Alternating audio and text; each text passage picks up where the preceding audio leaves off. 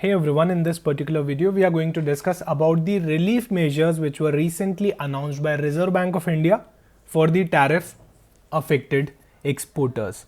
We all know what the India is struggling as of now because of the high tariffs. Why? Because US has imposed a quite very high tariff on the Indian exporters. So that's why these tariffs are now causing the export orders from the India to the US to decline. And that's why RBI has also intervened in this particular process, and they have provided a liquidity boost to those exporters who are actually facing the liquidity pressure, right? So let's discuss about the same. You can see in the press release RBI के यहाँ पे trade relief measures हैं, which was recently published in November 14th of November 2025. These are some of the trade relief measure. The very first trade relief measure by Reserve Bank of India is the changes in the FEMA regulation on the realization and repatriation of proceeds of export of goods, software or service. Say for example, if I am exporting goods, softwares or services, right? And I'm also receiving some advance payment. Against such exports, say for example from United States of America, right? So I am the exporter, I am in India, I am exporting goods and services. I may be exporting goods, I may be exporting services or softwares in United States, and I am receiving an advance. So earlier the time period of realization and repatriation of the full export value, let's suppose here the export value is 1 lakh USD. For example, the export value is 1 lakh USD. So earlier there was a time limit of 9 months. That means I need to bring this $1 lakh. I need to bring these $1 lakh. I need to realize them. I need to repatriate them in India within 9 months. Right? Within 9 months. Now they have extended it to 15 months, right? So from 9 months, they have extended it to 15 months, and this gives a breathing space to the exporters. They can even realize it in the 15th month as well, right? In the 15th month as well they can realize it. So again यहाँ पे उनको काफ़ी relaxation मिलने वाला है इस particular area के अंदर. So this is regarding the extension of time for realization of export proceed. This is the relief number 1.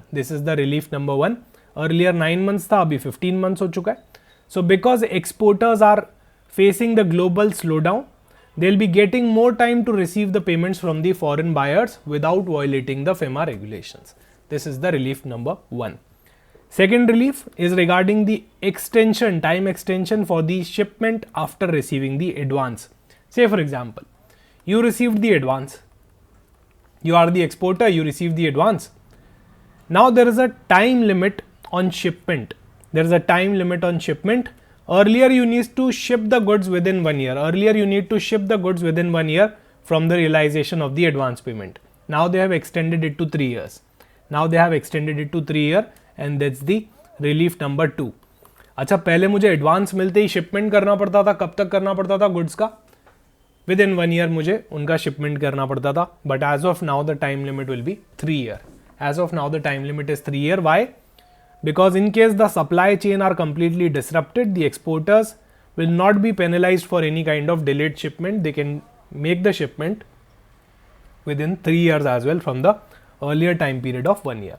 So again ये एक और relief है, right? This is one of a major relief, and the third relief will be here now, easing the burden on the debt repayment on specific impacted sector.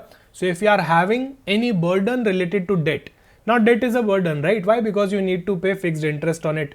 You need to repay that debt as well timely. So if you are having any burden of any debt repayment on the impacted sector, the very first thing should be you must be in the impacted sector. अगर आप एक impacted sector में हो, आपको debt problem कर रहा है, तो definitely ये वाला relief आपके लिए है. You will be getting a moratorium और deferment. देखो moratorium को कुछ नहीं, deferment ही बोलते हैं, right? Related to the term loans and the recovery of interest on the working capital loan falling due between 1st September 2025 to 31st December 2025। ये वाला जो पीरियड है, इस पीरियड के बीच में जितने भी आपके इंटरेस्ट पेमेंट्स फॉल कर रहे होंगे, राइट, जो आपके टर्म लोन के रीपेमेंट्स फॉल कर रहे होंगे, जो आपके वर्किंग कैपिटल लोन के इंटरेस्ट रिकवरी फॉल कर रही होगी, उसके लिए आपको यहाँ पे डेफरमेंट अलाउ कर दिया जाएगा, डेफरमेंट आपको यहाँ पे अलाउ कर दिया जाएगा। Plus there will be a permission to the lenders to recalculate the drawing power in the working capital facility either by reducing the margin, so now they can reduce the margin as well.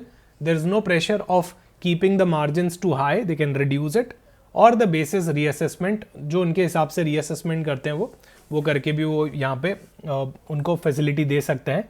So this is the permission that RBI has given to the lenders, right? सो कोई भी bank को NBFC उनको क्या करना पड़ेगा, अभी moratorium देना पड़ेगा और डेफर करना पड़ेगा उनका पेमेंट टर्म लोन की इंस्टॉलमेंट्स पे।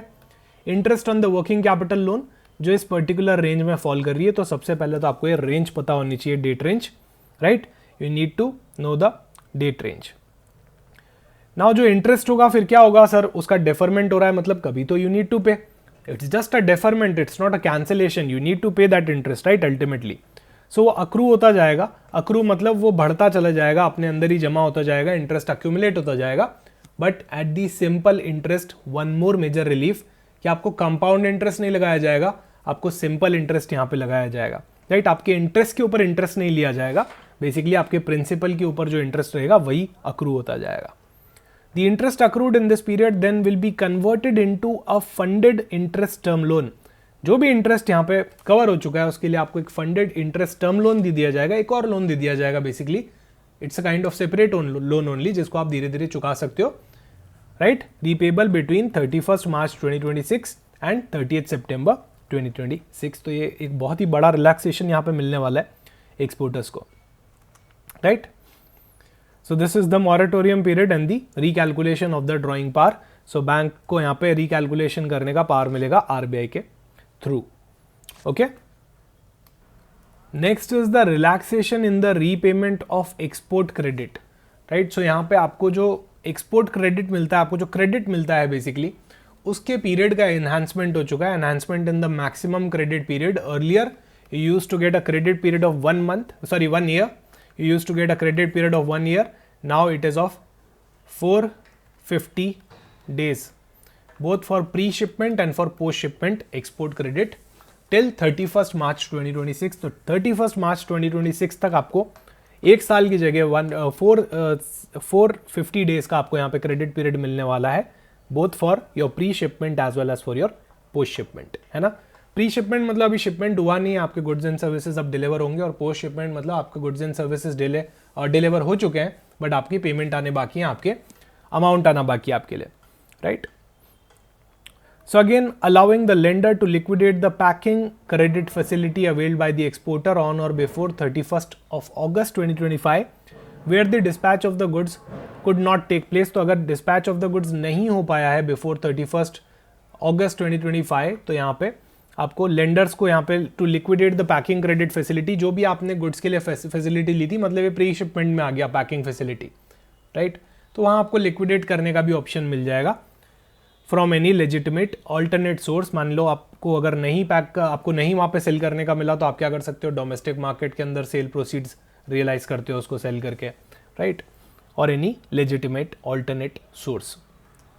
सो यहाँ पे आपको एक्सपोर्ट क्रेडिट टेन्योर को बढ़ा के यहाँ पे जो पहले आपको मिलता था 270 डेज, उसको आपको 450 डेज यहाँ पे मिलना चालू कर दिया, and this is up to 31 March 2026। तो हमको यहाँ पे 450 का पीरियड जो है वो याद रखना है, ओके। यहाँ पे हमको 450 का पीरियड याद रखना चाहिए।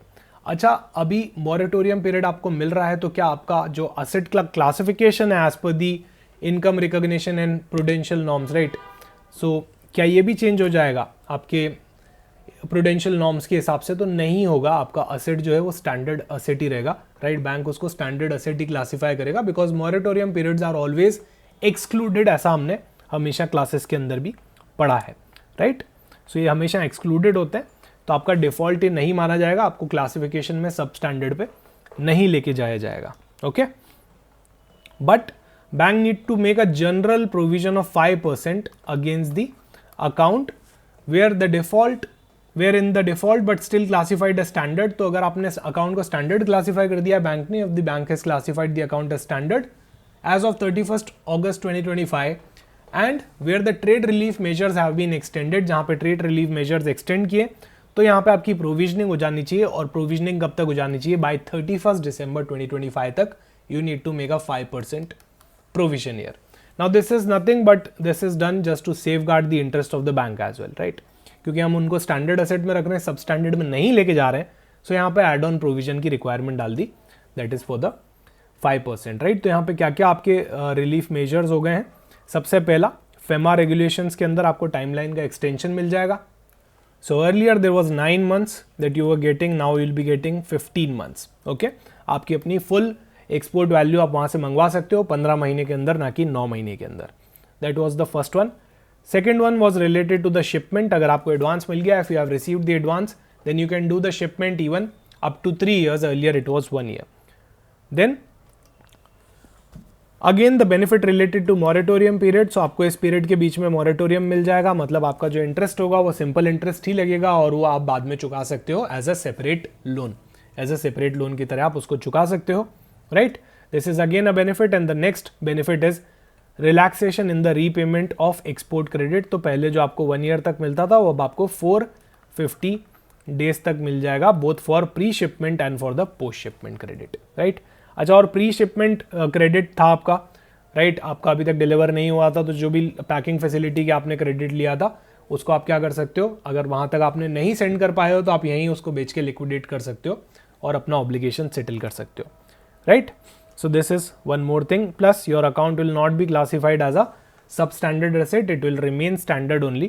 That is one of the criteria here as per the prudential norms. क्योंकि moratorium period को we never consider it in the NPA वाला 90 days का criteria. But आपको 5% का प्रोविजन यहाँ पे बनाना पड़ेगा. That's for the provisioning requirement. तो ये कुछ चीज़ें हैं जो आपको याद होनी चाहिए. I have given the key terms as well later on आपकी अंडरस्टैंडिंग के लिए.